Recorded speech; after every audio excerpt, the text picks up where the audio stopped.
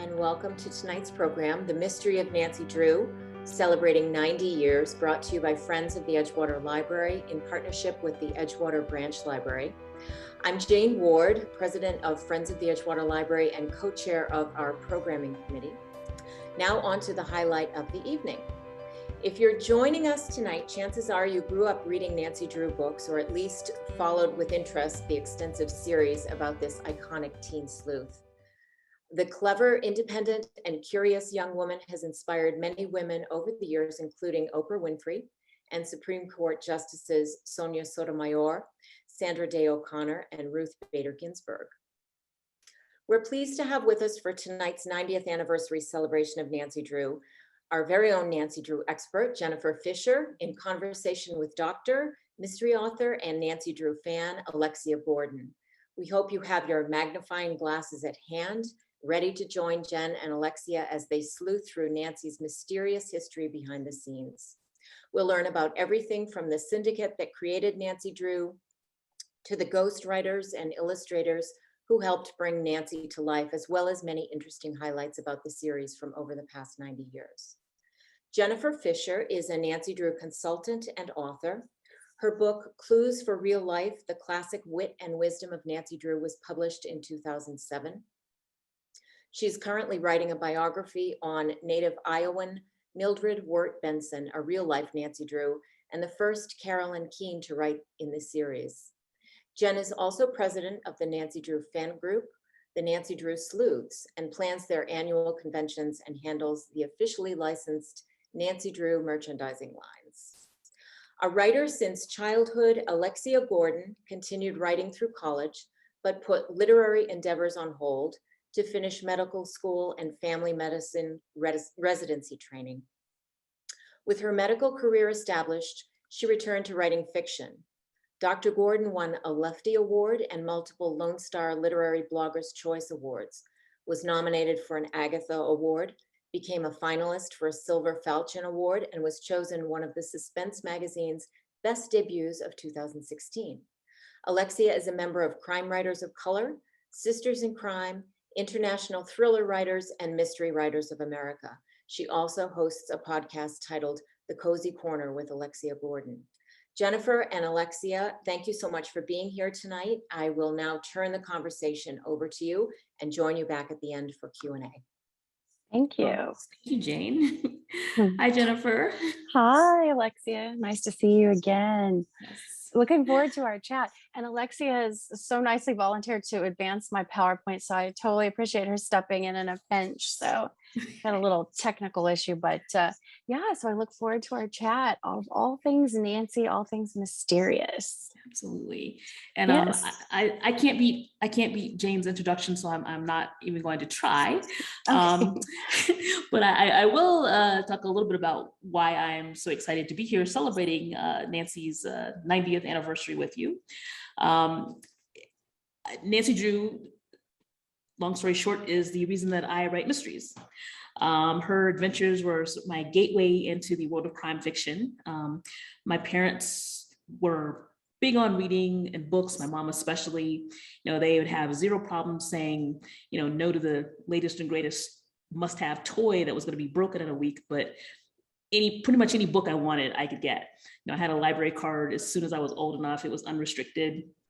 And every Christmas and birthday, books were in some of those pretty wrapped boxes. And the two checklists that my mom kept in her purse, one was for the Nero Wolfe books, so she didn't buy duplicates.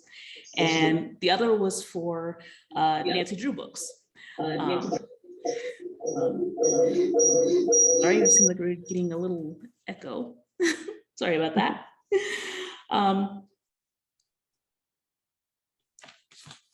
So Nancy, though, was my favorite of the fictional detectives because she was close to me in age, and she showed me that you know, a girl could be daring and resourceful and brave and independent, and she relied on her own wit and skills to solve problems. You know, she didn't have to. You know, she wasn't the princess waiting to be rescued. She just did it herself, and I love that. My only complaint was that no one in her universe looked like me, But once I got to the point in my life where writing my own mysteries was feasible, I said to myself, well, why can't someone who looks like me do what Nancy does? And so that led to the creation of Gethsemane Brown. She's an intelligent, capable, resourceful woman who relies on her wits and some help from her friends to solve crimes. So that's my Nancy Drew origin story.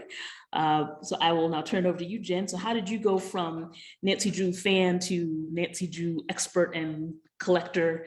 You even have an entire library collection named after you. So how did that happen? Well, my journey began. Man, it's been quite a journey.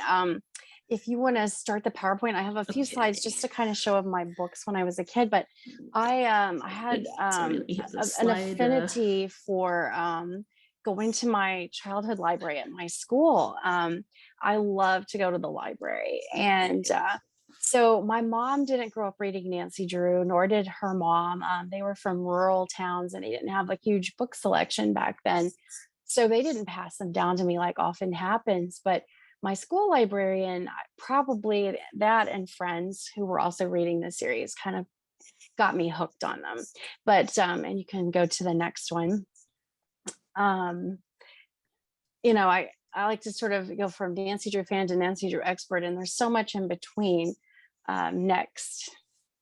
So when I was a little girl, this is my room when I was a little girl, and I love that I found this photo because in the bottom right, you can see this little makeshift shelf my grandfather made me where I had all my yellow spine Nancy Drew books, and you can kind of see them at the bottom of the screen. So I had some books as a kid that we would go to bookstores and get, but I love to get the books from the school library. In fact, I love collecting the library editions because of that. So I grew up reading, from the library. We would go to the bookstore, but Nancy Drew just always captured my interest. And I never got rid of, those childhood books. As I grew up, I always saved all of my Nancy Drew books. Next. So when I got off to college, I kind of put that aside a little bit. I was focused on college. Then I went to law school and I was at an antique store and I discovered a vintage Nancy Drew from the 30s. It was a hidden staircase, one of my favorites, by the way. And I noticed it was quite different, obviously, than what I had grown up reading was my yellow spine picture cover edition with a completely revised text. So that intrigued me. So I think that was sort of the pivotal moment where I went from Nancy Drew fan and semi-collector to Nancy Drew, like on the case to find out more about all these vintage Nancy Drew books I'd never seen before. Because for me, growing up reading these books, at the very end of the 1970s through the 80s and the 90s, obviously I didn't realize Nancy Drew went as far back as 1930 when she first debuted. So it was a real mystery for me to sort of immerse myself in and read what scholars and writers have kind of written in recent decades about the series and meeting other collectors and fans online. And then eBay was a thing at the time. This was like around 97, 98. And so I started collecting books I didn't have in my childhood set because I didn't really have a full set. So I would go to the antique malls, the used bookstores and sources like that. And then of course, eBay, which opened the doors to just about everything you could want to find that you couldn't find locally. So I would say most of my collection over time was built through eBay because you could just get such a huge variety you couldn't find locally. So these shelves I made when I was in college, and I had some of my childhood books, and then you can see some of the blue books along in the shelves, like blue tweeds and other versions I was picking up at bookstores and antique malls, and kind of had this hodgepodge collection as I started really collecting everything. Next. And then over the last 20 some odd plus years, I sort of amassed what I consider to be a really nice, overall collection spanning from 1930 to present day. And what I focused on were first printings, but I also wanted editions of interesting formats. And so I wanted, just anything. I would call myself an anything Nancy Drew collector. Some of us joke about that. I mean, if somebody if Michelin made a tire and put Nancy Drew on it, we would probably collect that. As silly as that seems. But, some people focus on what they read as a kid and maybe their parents sold in a garage sale. They want to get those back. Some focus only on the books. Some focus on collectibles. It's just, there's a whole mix. So anyhow, so you can kind of see on these shelves, and it kept growing after this photo was taken. But on the very left, we had 1930s, progressing over to the far right, modern day editions, because they're still publishing new series. Next. So and these are some more around the corner of foreign editions of Nancy Drew in other countries and other languages, which I found really fun to collect. Next. So after discovering that vintage book, after meeting these interesting and eclectic fans and collectors online, doing research and starting to write, we formed a discussion group online called Nancy Drew Sleuths, a group of fans and scholars and some authors, just a whole mix of people. We have doctors, dentists, lawyers, teachers, stay-at-home moms. Nancy Drew touched everybody.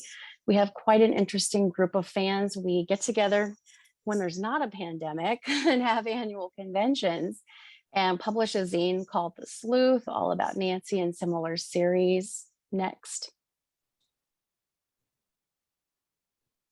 I was able to publish Clues for Real Life through Meredith Books. They had me compile a gift style book on Nancy Drew. They needed someone who knew a lot about Nancy Drew, and the publishers had been working with me. I consult and work with other licensees who license Nancy Drew for merchandise. And so it sort of fell into place, and it was a fun little gift book that I got to take part in producing. Next. And then, of course, as Jane mentioned, I'm writing a biography about Mildred Ward Benson. She was like a real life Nancy Drew and quite the adventurer. She wrote 23 of the first 30 Nancy Drew books, and it's just fascinating to me. So I've been researching off and on and writing off and on this book that I hope to eventually get done soon. But it's quite an interesting tale. Next. And after 20 or more years of collecting, I had this huge collection here at my house. It didn't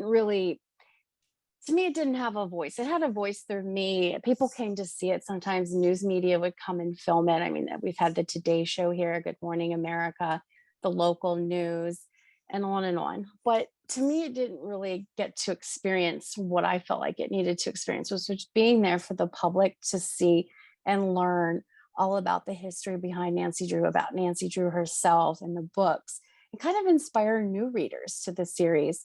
And the first ghostwriter, Mildred Ward Benson, lived in Toledo most of her life, Toledo, Ohio, even though she was from Iowa. She moved from Iowa to Cleveland, Ohio, where she wrote some of the earlier Nancy Drew books, and then eventually made it down to Toledo. And she lived there for many years. The library had acquired some of her memorabilia and a full set of all the books she had written, including her own books and series and other books she had written for the syndicate. And so it seemed like a really appropriate place to donate a collection. They have a phenomenal children's library. It is quite amazing and very, functional and very, educational. They have so many different exhibits and 3D things, and it's like a little kids Disneyland of libraries. It's just beautiful. And they had a lot of space. And so I thought that would be a great place for my collection to go someday. Well, a couple of years ago, they did this renovation where they were renovating the space and could fit a specific area with my collection and kind of work on getting it in there and be able to house it and do something really neat with it. So they reached out to me again and said, well, would you like to do this now? And I was like, nah. It kind of took a moment, and I thought, it's wonderful to have in my house. I love seeing it. I love using it for research and things, but is it really serving a purpose just locked up in my house collecting dust sometimes, when I'm not dusting it, because there was a lot of stuff. So I thought this would be a great way for the public to, be able to access it, for scholars to access it. Bowling Green University nearby has a huge pop culture department, and they do a lot with Nancy Drew, and this would be something that they could use too. So I decided to donate the collection to the library. And so now they have the collection there and anyone can go see it. And now that the pandemic is somewhat slowing down to where they're more open and people can come in. They're going to be doing more displays and themes and start to digitize it and do a lot of things with it. Next. And this is just another view. They have this really neat diorama of Nancy Drew from The Secret of the Old Clock that they have several of these for other different books and series in their library that are really neat.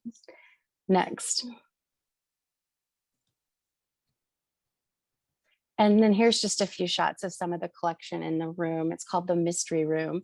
They have the original painting from Nancy Drew, The Secret of the Shadow Ranch, book number 5. This was the Tandy art from 1931. Next. Okay, so would you like to sort of, before we move on to history, have I sort of overwhelmed you with all of these books and collectibles? No, that's amazing. I am beyond impressed with your dedication and your knowledge. You know, I'm a Nancy Drew fan, but far from an expert, because I confess that I was an adult before I learned that Carolyn Keane was not a real person. Carolyn Keane's a pen name for a series of writers. And it was actually only a month ago that I learned that one of those writers was an African-American crime novelist named Chassie West, who is in her 80s now. And she wrote 2 of the Nancy Drew case files books from the late 1980s. She wrote Case 15, Trial by Fire, and Case 32, High Marks for Malice. So I know you're going to tell us about the different series of Nancy Drew books later on. You know, she's got it with a grand total of 675 cases. So there's a lot of different series contributed to that phenomenal total of cases solved. But would you start out by telling us a little bit about the history behind the mystery, the Edward Stratemeyer and his syndicate, and Mildred Wirt and the those who followed in her footsteps? Yes, so you can go to the next slide and we'll kind of delve right in there. So Nancy Drew, just briefly, I listed some resources if anybody wants to do a screen grab. You can get all of these links off my main website, nancydrewsleuth.com. You can go see all of it in person at the Toledo Library as well. Next. So Nancy Drew was a wonderful ideal character that has lasted over 90 years. I just briefly wanted to show those of you who haven't seen it what the first book looked like in 1930. The first 3 were published April 28, 1930. And this is the way the dust jacket looked and the way the books looked. The books didn't have that familiar silhouette that some of you are probably more familiar with on it. Next. This was Edward Stratemeyer. He is the man I like to call the inventor of Nancy Drew, the man who created this series. He had created the Hardy Boys several years earlier and had been forming an idea for a series about what would become Nancy Drew. And he had a writer in mind, a ghostwriter he had been using for the Ruth Fielding series, and her name was Mildred Wirt at the time. Next. This is Mildred. She was 24 when the first Nancy Drews came out. She was quite an inspiring writer. She had wanted to write her entire life and had begun at a very early age. She was the first person to get the master's in journalism at the University of Iowa, and went on to be a children's series author. She wrote for lots of publications like St. Nicholas, Story Papers, and became a journalist for years, had many of her own books and series. So she was a pretty prolific author. Stratemeyer had her in mind and hired her to write for Nancy Drew. He felt like her take on girls would be perfect for this sort of bright take on an American girl that was, out there solving these wonderfully fun mysteries. And so hired her. The publisher went on to sort of pick the name for the series, and the rest was history. Next. This is Stratemeyer with his daughter, Edna. Edna was one of the early editors on the Nancy Drew series and worked most closely with Mildred on those first books in the 1930s. Next. And this was Stratemeyer's daughter, Harriet, who also worked on some of those books and continued to edit and work on the books and then write some of the books herself throughout her time at the Syndicate.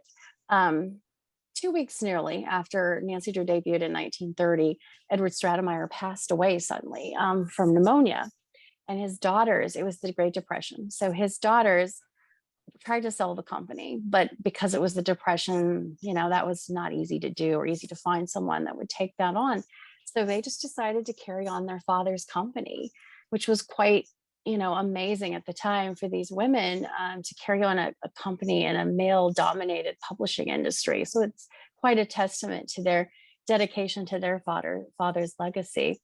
After so many years, Edna sort of semi-retired and moved to Florida, and Harriet continued to run the company till she passed away in 1982. And then the remaining partners in the syndicate that she had taken on in recent decades sold to Simon & Schuster in 1984.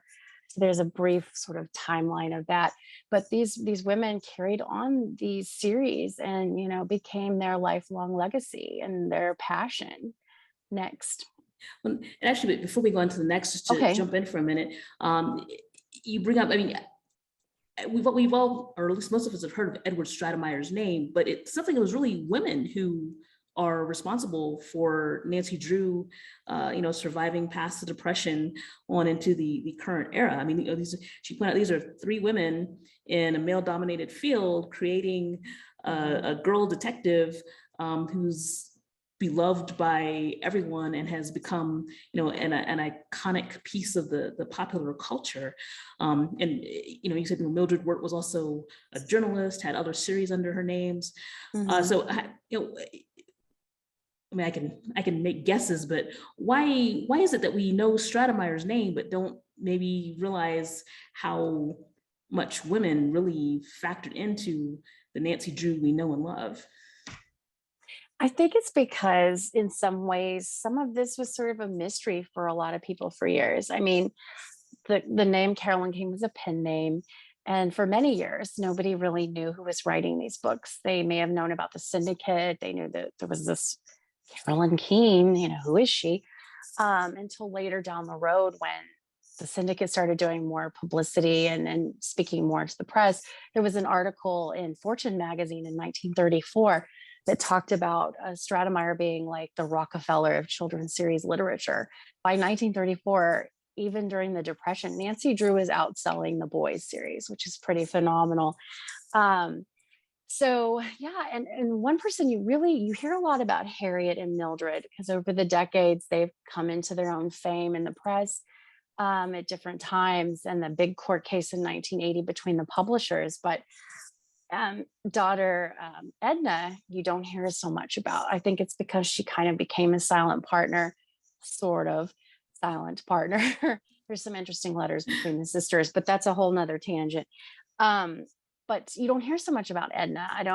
There's a lot of reasons for that, but she definitely deserves a lot more credit. And then there's Harriet Otis Smith, Stratemeyer's assistant, his right hand at the Syndicate. He didn't have very many employees. He had Harriet Otis Smith, who kind of stepped in when he passed away and created the characters of Bess and George, most likely, wrote the outline for Shadow Ranch, helped the sisters get the reins together to move forward with this company before she left, because the sisters moved it from New York to New Jersey, and Harriet Otis Smith didn't want to commute from New York to New Jersey and continue on. So she left the company, and the sisters had it from then on. So there's Harriet Otis Smith that most people don't know about, who's really fascinating. So there's a lot of women that sort of took that idea that Edward created. He wrote the first three outlines and the fourth, was working on the fifth when he passed. He had a great influence in creating that character and setting the standard and the foundation for the series. But it's these women that took it and ran with it and really made something of it, especially Harriet. She ran that company for over 50 years herself, with her sister and then herself, and then with some partners later on. And no matter how many times Grossett and Dunlap, who was publishing these books at the time, wanted to try to take control from her, buy the series away from her, try to control this or that about it, she stuck to her guns and was firm about what she felt she wanted to do with this series. and what she expected and what she wanted, and stuck to her guns on things. So she was quite, she would get it done. So she was pretty great herself. All of these women were phenomenal in making Nancy Drew the success that she is today and still is. And I apologize for my moving around. I'm having a slight cat emergency. My cat seems Oh, to have gotten her no. claws stuck in the Oh no. fireplace screen. So I Is she will let okay? you tell us some more about. She just got herself Okay. free. Sorry about Okay. that. I was listening. I Oh, promise. I'm no always. problem. I always enjoy hearing about women, especially in an era where Yeah. we think of women as not in business. Mhm. Basically. Yeah. I mean, and creating Stratimire, this icon. yeah, and Stratimire had quite a few female ghostwriters. I mean, he had a lot of male ghostwriters working for him as well, but he appreciated a really good writer.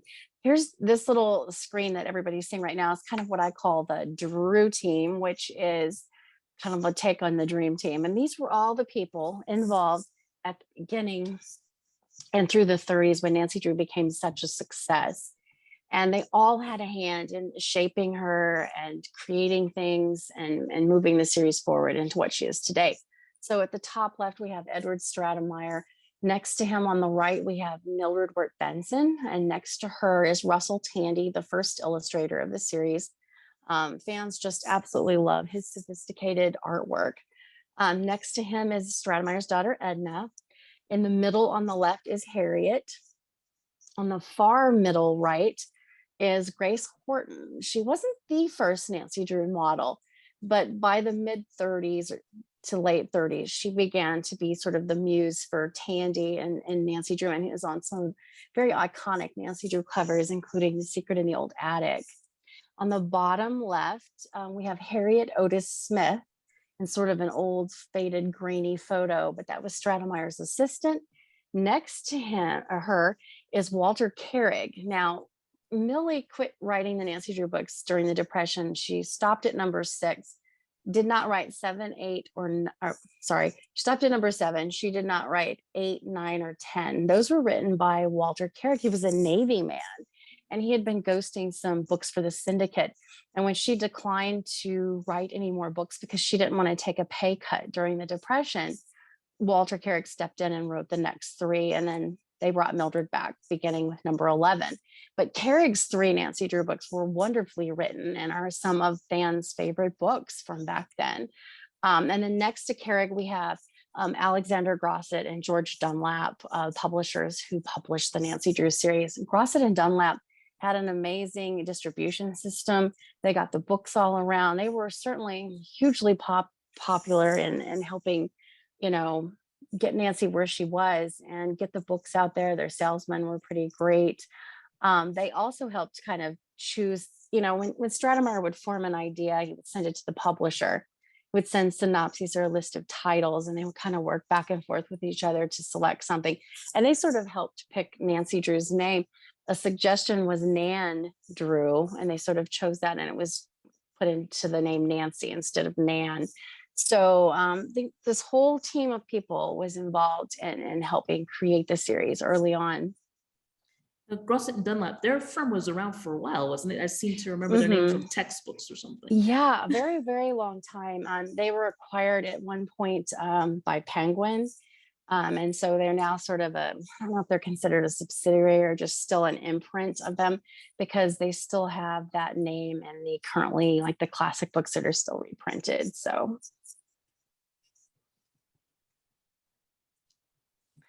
do you want to ask some more questions before we move on to collecting?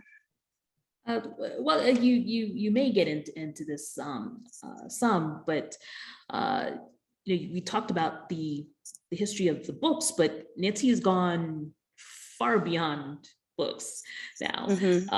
I was just I'm pulling up my phone here because I just Googled, actually I Googled Nancy Drew magazine, but I came up with Hunt to Killer. That's the role-playing game for usually serial killers, but there's a Nancy Drew version. There's a Nancy Drew collector game, a Nancy Drew scrapbook, Nancy Drew Diaries 90th anniversary collection, a cookbook called What Nancy Drew Ate. There are she got her own Wikipedia page.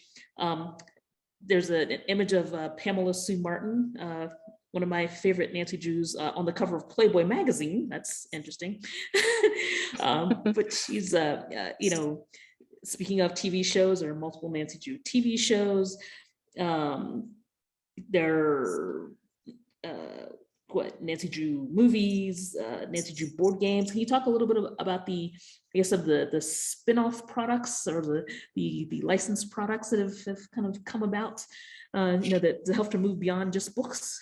Yeah, you know, so much has happened to Nancy Drew over the last 90 years. I mean, she started out in the books, and then there were interested people in wanting to do something with the brand. So you ended up with movies in the 1930s from Warner Brothers starting Benita Granville.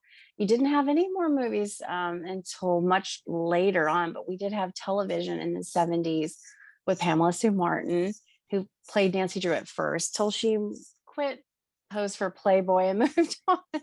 The Toledo Library has my Playboy edition with Pamela Sue Martin on it that she signed. So if you want to see that, you can go to the Toledo Library. I don't know how much they'll be displaying that one, but but yeah, so television, film, all sorts of merchandising related. I kind of break it up into merchandising and collectibles related to the books, to the movies, and to the television. And then of course you have all this modern collectible stuff, which I consider like the Hunt a Killer game that you mentioned, and some of those other things that are currently being produced. And I'll kind of touch on that a little bit, I guess, in the next section. We'll kind of go from books to collectibles. And I'm just going to, with these slides, it'll just be sort of mostly a brief overview. And you can go to my website and really delve into all of these areas and look at books and collectibles and kind of get an idea of what you might like to collect, you know, whether you're going to be an anything Nancy Drew collector or just focus on something that you like, because there's so much to collect.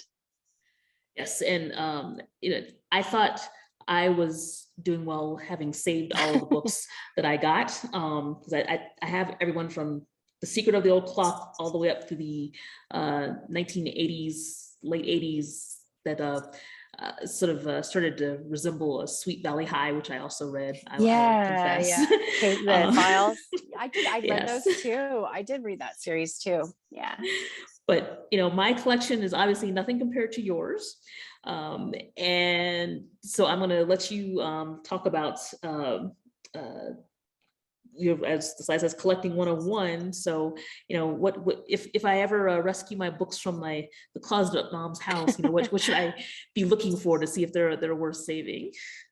Yeah, that's a good question. So with Nancy Drew, one thing I always tell people to remember when it comes to the books and the vintage books, don't go by the copyright date inside the book. That's more about when the text was first published. That's not a printing date. So you have to look for you kind of have to sleuth like Nancy Drew and look for other clues as to how old your book might be. And on my website, I have a whole format section, and I guess we'll go on to the next slide. We'll kind of get there to that point, and you can kind of go to my website, and here's just collecting resources again. On Pinterest, I have many boards dedicated to the television shows, the movies, advertising, ephemera, artwork, on and on and on. Many boards showcasing all the different collectibles that I have. So if you want to really learn about and see all of the collectibles, I would recommend going to pinterest.com/Nancy Drew Expert. Also, my website, nancydrewsleuth.com, has a whole collecting section, a history section, a section on formats, and then my blog, which is linked off my main website. There's a series of 31 blogs I did on all things Nancy Drew, including collecting and formats. Next. Over 600 cases solved. Yes. So there's around 675 now by this year of books that were written. And I know most of you are thinking, how is that possible? You know, there's the classic series. They revised the first 34. And then there's been numerous spin-offs and other series over the years and special editions. And it just all adds up. And she just keeps on sleuthing. That's our Nancy. Next. Real quick, I just want to go through, and you can just kind of go through these as I'm talking. We have Nancy Drew from the 30s. I just wanted to show briefly, you can go on to the next one, just how these covers looked over the years. These are the 40s, some of the 40s covers. You can kind of see how she's the artwork's awesome. Yeah, and then we get into the some late 40s into the 50s in this section. You can kind of see on the bottom near the right where she's in the blue dress with the little handbag with her monogrammed initials on it. She looks a little like June Cleaver. So we're getting into the 50s there. Next slide. And then we get into the 60s here, and she's got the redder hair. She went from blonde to Titian, or as they called her, strawberry blonde or redheaded, whatever you want to call it. Her color of her hair becomes redheaded. So next one. And then we get into the 70s, some very, very bright red hair on some of those covers. I still remember that she would always comment that redheads couldn't wear pink back then. So for the longest time, I believe that redheads should wear pink. Oh, wow. That's funny. So we get into the final, some of the 70s here, and then we get into just sort of this new style of paperback editions. And this is probably a moment when I should mention, after the 56th book was published in 1979, the Syndicate, which was like a book packager, they would create these series, they would hire ghosts to write these books, then they would farm them out to publishers. So they had Grossett and Dunlap publishing all these years, 1930 to 79, and then decided to switch publishers to Simon & Schuster. And so you can see the Triple Hoax on the top right was the first in the series to continue on in paperback. Number 57 went on to 175 by 2003 when they ended that classic series. But these are just some of the paperback versions of her over time. You just thought I'd throw those up for people to see. You can go to the next one. So when they switched publishers, there was a big trial in 1980 between the two publishers and the Syndicate. And Grossett ended up kind of losing, basically. They tried to establish copyright. It's kind of a convoluted legal thing. But the end result was Grossett got to keep publishing the classic 56. Simon & Schuster got to publish 57 onward and any new Nancy Drew books. And so that sort of was the relationship between them. And now Penguin Random House, which owns Grossett, has now bought Simon & Schuster. So it's all kind of come together in an interesting mix, I like to say. But here's on the screen are some more of the paperbacks, and you can see some of the different series in the top right too. Nancy Drew, the top right, Nancy Drew Girl Detective series. Bottom, we can see the Notebooks, the Clue Crew, the Files series. They came out in the 80s. And I think you were talking about that, and Chassie West wrote a couple of those. These I loved because they came out right when I was in high school. So it was like my targeted age. They were for older teens. They involved more romance and murders, which we didn't have in the classic series. So these are some other styles of books you can collect. Next slide. And then here's just on the right, we have the current Nancy Drew Diary series. This is the current 8 to 12 set series, sort of replaced Girl Detective, which replaced the classics. If you want to buy today in stores, this is what they're publishing. And then they, Grossett or Penguin, did kind of a new take on Old Clock. They didn't replace the cover, but they issued a new fun one. Then we've had, that's fine, you can go on to the next one. And then we have graphic novels and comic books. So there's all kinds of books you can collect. If you go to my website in the Nancy Drew books section, I kind of call it the library. You have all these sections of all the different books and series that have come out over the years. And you can click on those and get into each one and kind of learn about all the different books and series. And there's book lists of all the books and stuff to collect. So next. This graphic novel makes Nancy and the Hardy Boys have gone a little bit noir. Oh yeah, it was very noir. And I actually kind of enjoyed it. I mean, the take was that the Hardy Boys' father was dead and they were trying to solve his murder, sort of the start to that comic book series. So it was definitely a little dark and noir, different. Next slide. Go ahead. Just real quick, that kind of brings up a point though. The Nancy Drew of now is not the same as the Nancy Drew of the 30s or even the 50s or so. So how has she kind of evolved over the years? It's not just the covers that's changed, it's what's between those covers that's changed some too. So how has she changed some? So she stayed pretty much the same, that same kind of foundation. Nancy Drew, motherless sleuth, doting father Carson Drew, the lawyer, housekeeper and mothery figure Hannah Gruen. best friends, Bess and George, all those sorts of things, and the formula of getting the mystery, the cliffhangers, solving the mystery, and so forth, kind of stayed the same through the classics, through early 2000s. So Girl Detective replaced that classic series, came out in 2004. And in this series, they sought to sort of update her. They tried to keep her to her classic roots, but it was written in first person now instead of third person. So you could kind of get that feeling of being in Nancy Drew's head, I guess. She drove a hybrid car. They made George a hacker, and Bess had mechanical skills instead of just being dreamy about boys and shopping and food. Bess had some mechanical skills. But they went a little too far in trying to make Nancy Drew real. They made her almost too forgetful, and they tried to make her relatable, but they almost made her dingy. And part of the Nancy Drew fantasy with the classic series is some people criticize the perfection. She was so good at everything she did, but some of that also is the ideal of something to aspire to, to do more in your life, to fight no matter how hard the case is and get to the bottom of things, to help others, to right wrongs, to, seek justice, seek to right wrongs, no matter the obstacles. But in Girl Detective, they would make her forget her keys or forget to put gas in her or charge her hybrid car, forget to put gas, and do these little dingy things that I didn't think they really needed to do to make her relatable. They had better ways they could have made her relatable. It only lasted for so long. And then they replaced it with the Diary series, which is also in first person. But she's more like her classic self in some ways, but still more modern. I mean, in these series, you had cell phones and you had obviously computers and things, which they didn't focus on so much, obviously in the classics or even the recent classics through the early 2000s. So she had some more modern technology in the books. Outside of the books, like we have the TV series now on the CW, they've added diversity in the characters with George and with Ned, or they call him Nick in this series, and things like that.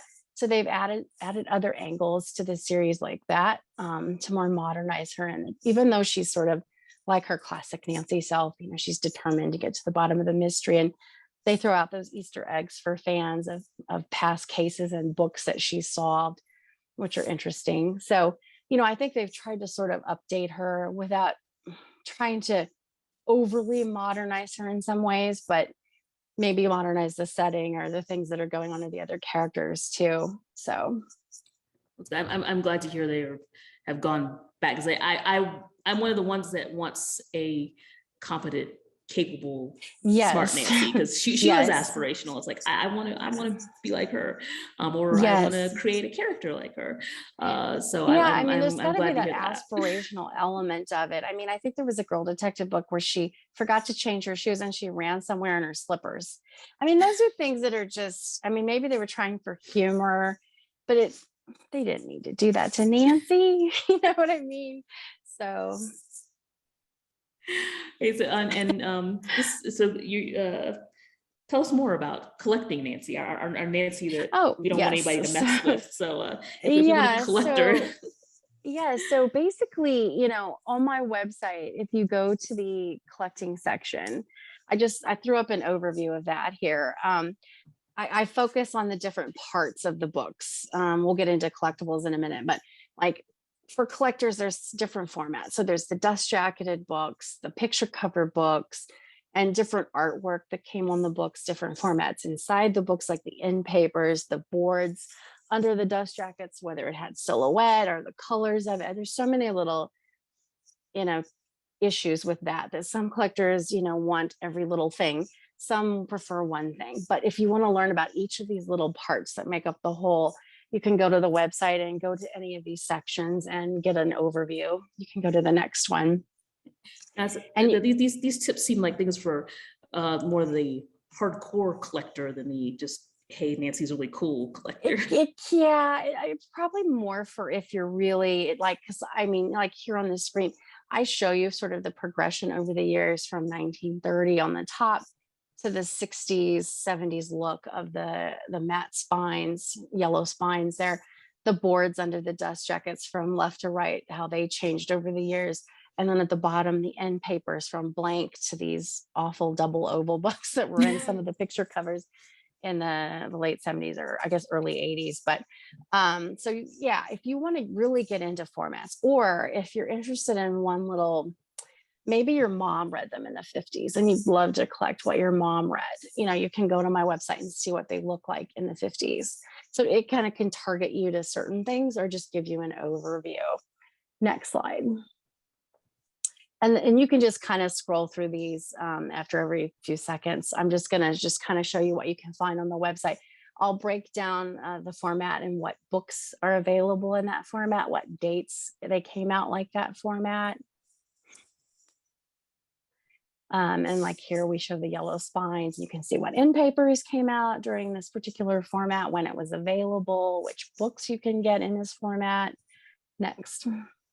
And then now you have these what we call the flashlight editions. This is what Penguin still publishes today of the Classic 56. Next.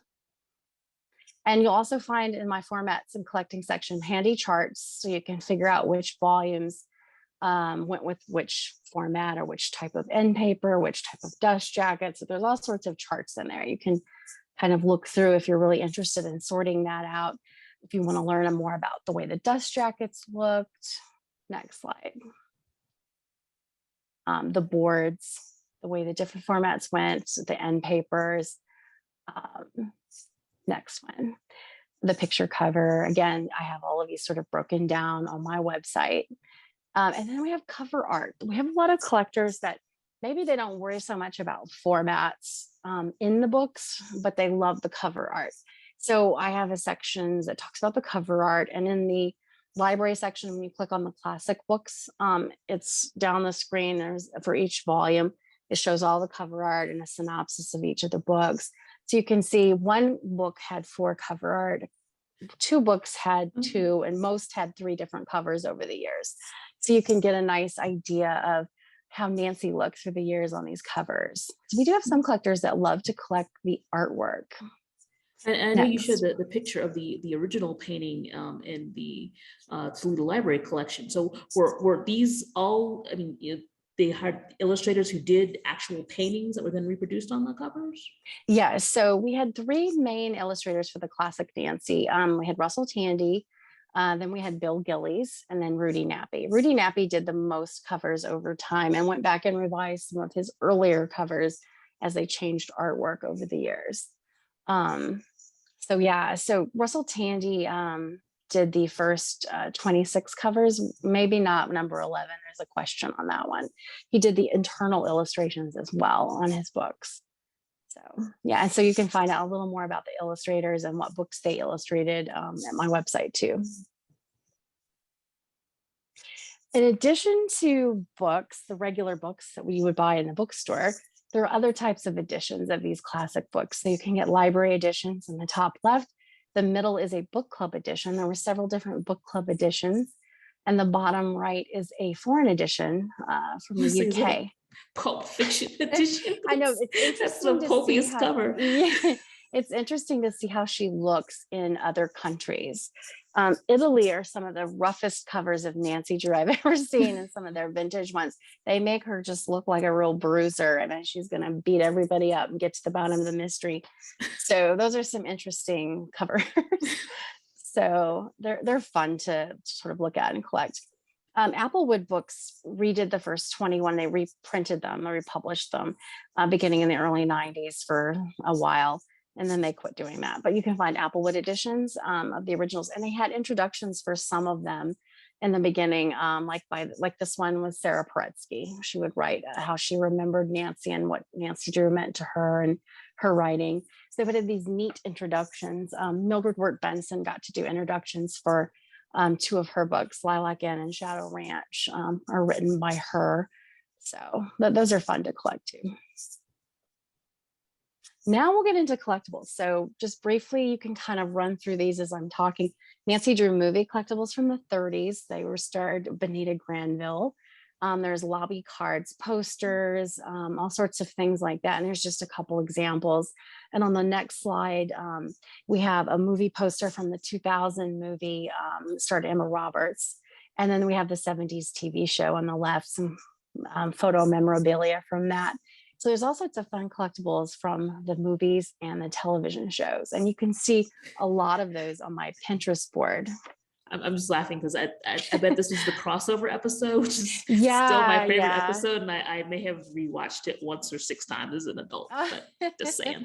That's fun. No, I love those. They're so fun to watch. Here's just a few collectibles on the tops of my shelves. Taken at one time, the Nancy Drew board game from the 50s, the Halloween costume based on Pamela Sue Martin in the 70s show. The mask is a little scary looking, by the way, but it's Halloween, so I guess that's appropriate. Next one.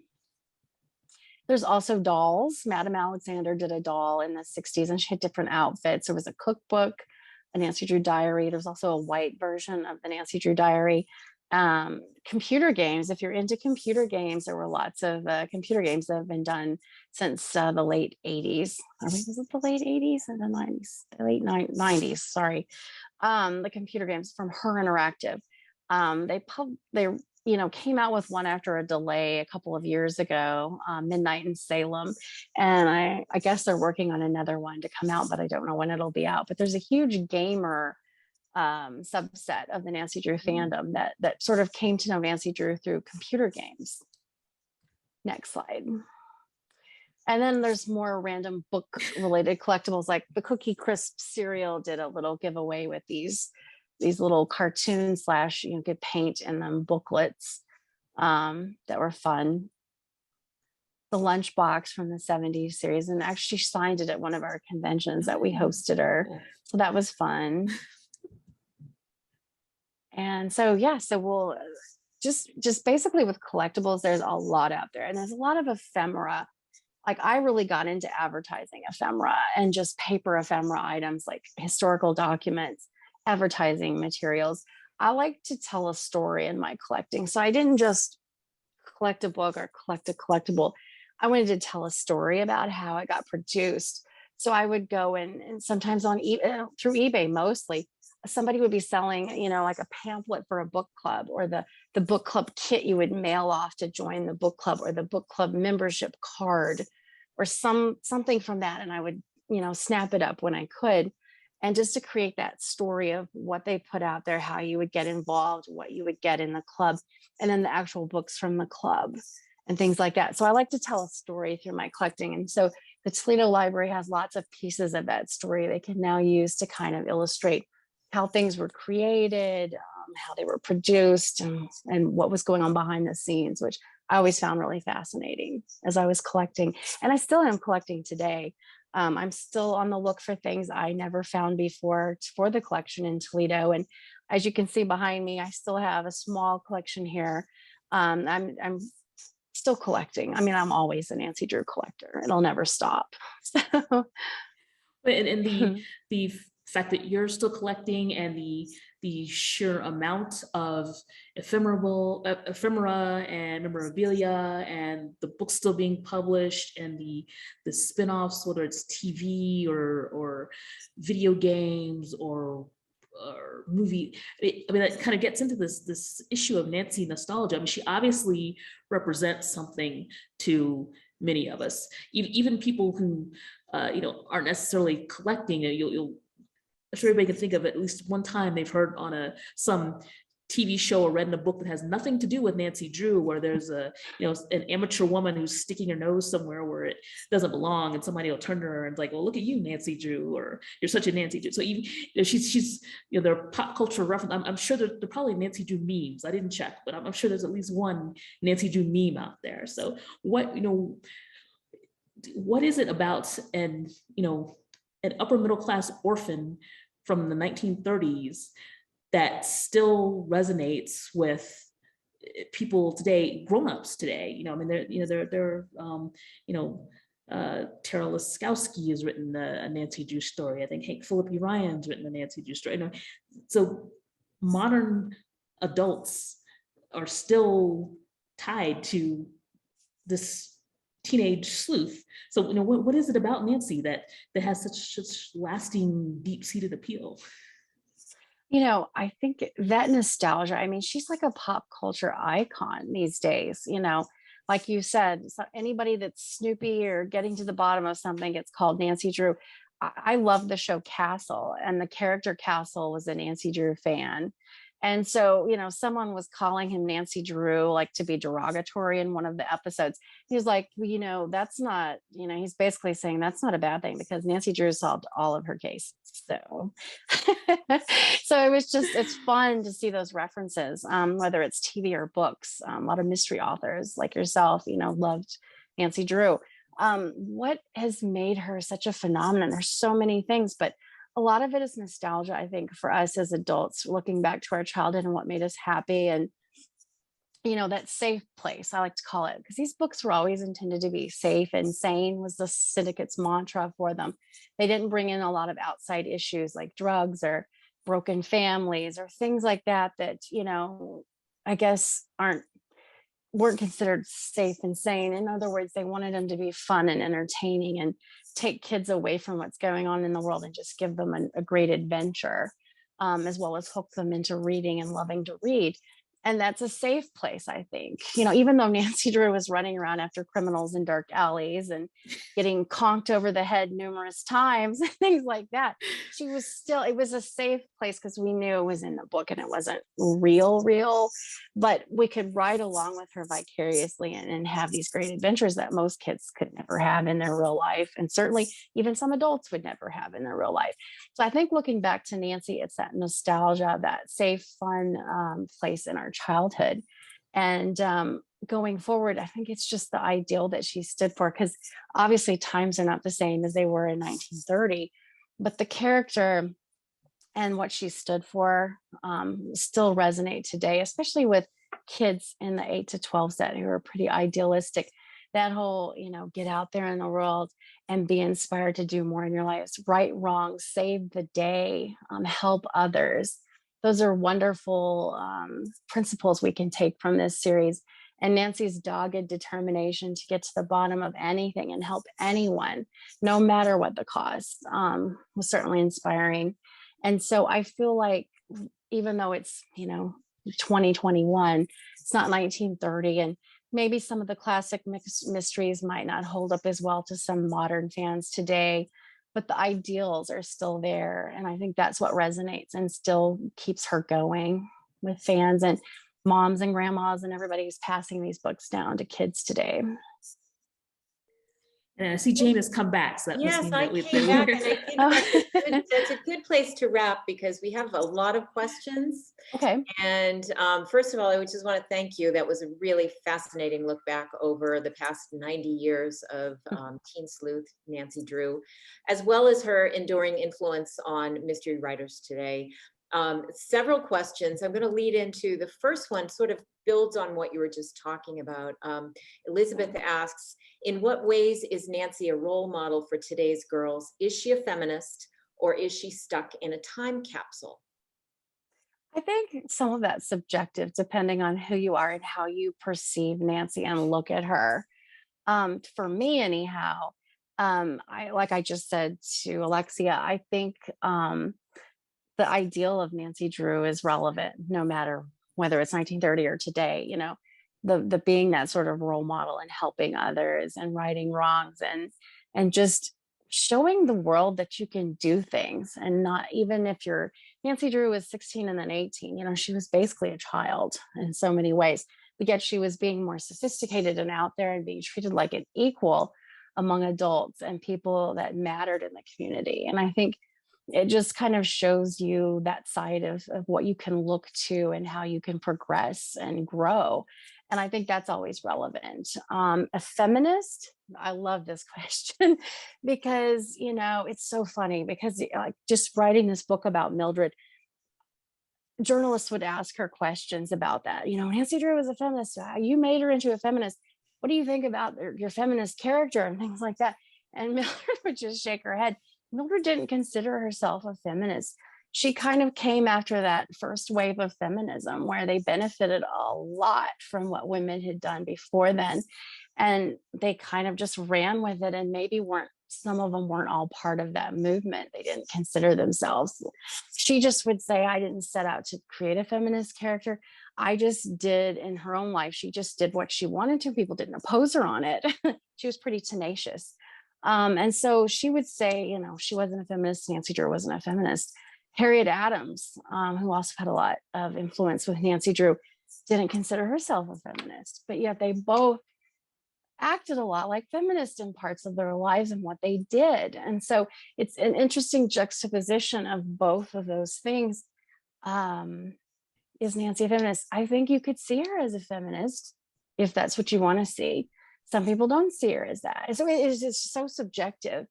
I think she definitely had feminist qualities that we can all aspire to and take from. So good point. Here's another question. I'm going to ask it in a two-part. First of all, how often were the books issued? Monthly, yearly? And the second part of this is, do they get updated or changed and edited with the times? Or does the content remain the same? So as far as content, the first 34 of the classics were revised beginning in 1959 through around 1977. They shortened them to 20 chapters. They were able to remove stereotypes, ethnic, racial stereotypes, prejudices, things like that. Update slang and outdated language and so forth. After that point on, 35 onward to 56 were all just 20 chapters in a certain way. Since then, no books have been revised. They just kind of modernize her over time as the new books come out. You know, some fall out of publishing, new series come out, you know, you get updated changes. Those are the only major changes. As far as how often the books came out, in the beginning, like the first 3 came out right away. The 4th book came out that year. That was more unusual. Mostly it was 1 per year. Sometimes they would skip a year.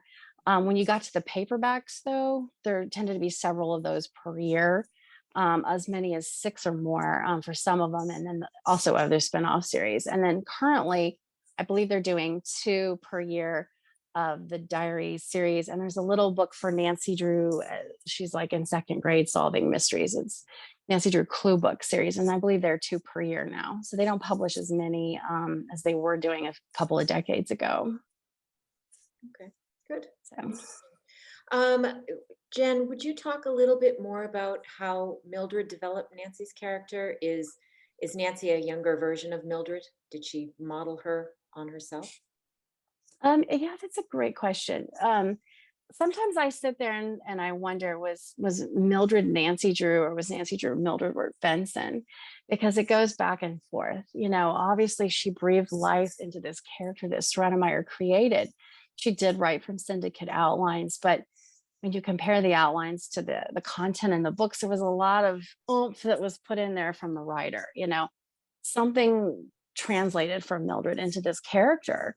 You see it in other series she wrote, and one of her favorite personal series, Penny Parker, was much more brash and bold even than Nancy Drew. But I think in some ways Nancy was Mildred. But then Mildred kind of took on a life of Nancy Drew later on, after she sort of settled down and you know, in the 60s ran off to Central America on all these archaeological expeditions with native guides down the rivers to areas they were just opening up through, like the University of Pennsylvania had an archaeology development down there with the Mayan stuff. And she was there when they were opening things up.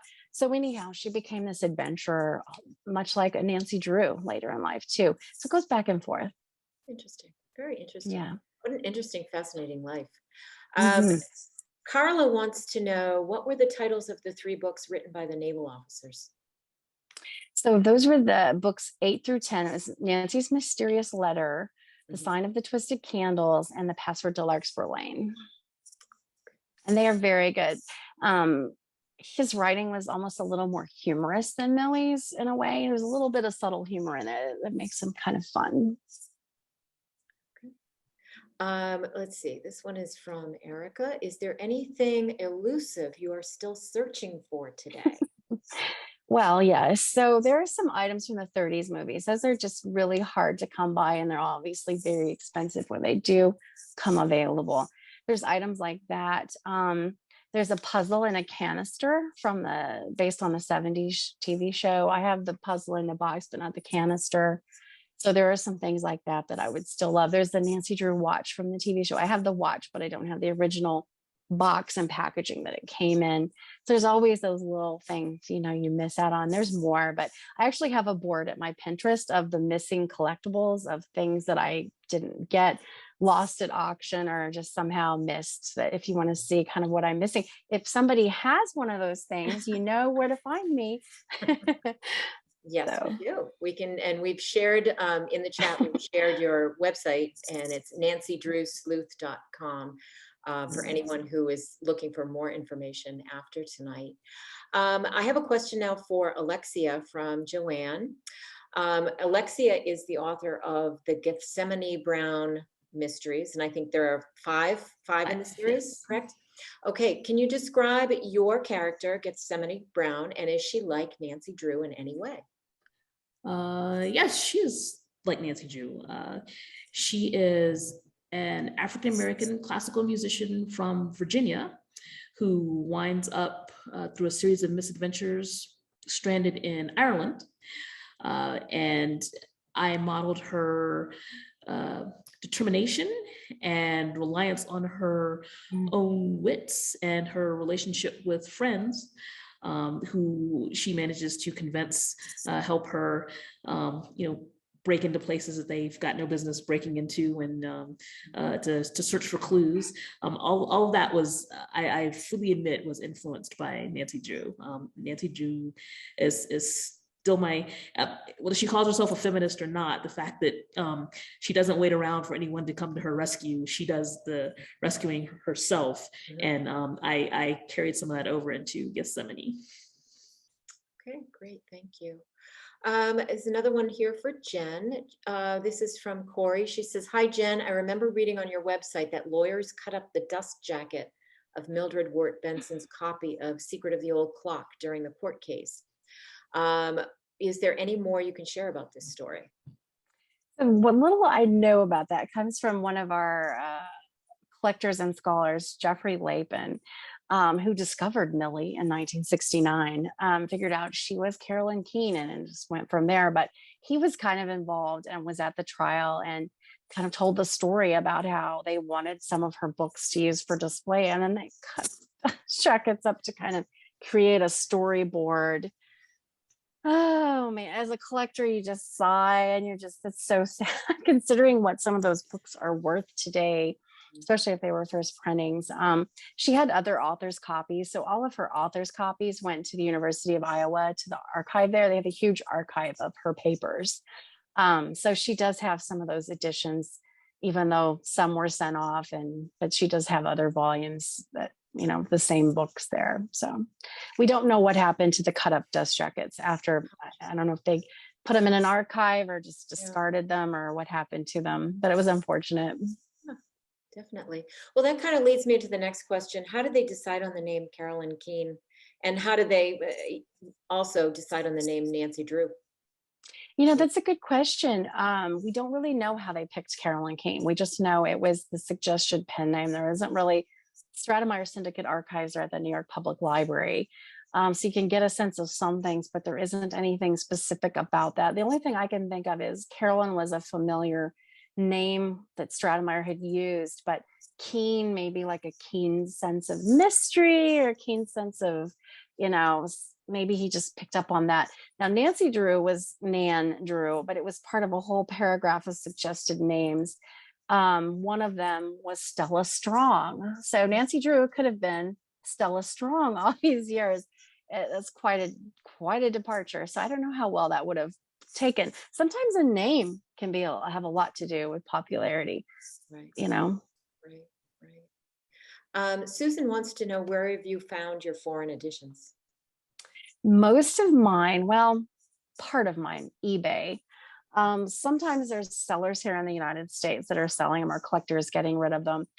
Other countries have their own versions of eBay, and you can access through your eBay. Generally, you can buy from other countries. I've bought a few that way. Like, I've bought quite a few from a seller in Norway for Norwegian editions. But there was a collector who passed away a few years back, and some of her foreign editions were auctioned off on eBay. And another collector bought some of these big lots of them and kind of upgraded hers and had a lot of extras and sort of worked out an arrangement with me. So I was able to acquire a lot that way. It's quite expensive to get them from other countries just because of the shipping and issues with that. But you can find them. And there are some Amazon, like if you're wanting to buy currently published in other countries, you can get some of them through Amazon just by searching. A good website, just to throw it out there, nancydrewworld.com is all about the different foreign editions. There's a collector that runs that, and you can kind of learn about all those if any of you are interested. Good. Great. And again, your website, nancydrewsleuth.com, for any questions that you might have that we didn't get to tonight. There's just one other point here tonight, and we've got a ton more questions, but I'm going to end with this one. At least three people have pointed out, from one St. Louis Public Libraries, one a Minnesota library, and another New York Queens library, that when they were growing up, the libraries did not stock the Nancy Drew books. Do you know if there was a reason why they didn't stock them in the children's section, or? Yeah, so there were a lot of librarians that felt like series books were trash. There was a famous man, Franklin K. Matthews, who wrote an article called "Blowing Out the Boys' Brains," and it was about this awful, trashy series book literature, and how, you know, it wasn't classic and it was just not good for children. And so there were some snobby librarians, unfortunately, that did not want to carry these series, and you couldn't find them in libraries. That obviously changed over the years. However, every once in a while, I'll see an article with a librarian from modern day who says they don't recommend Nancy Drew for their pay. And to me, it's about getting kids to love reading.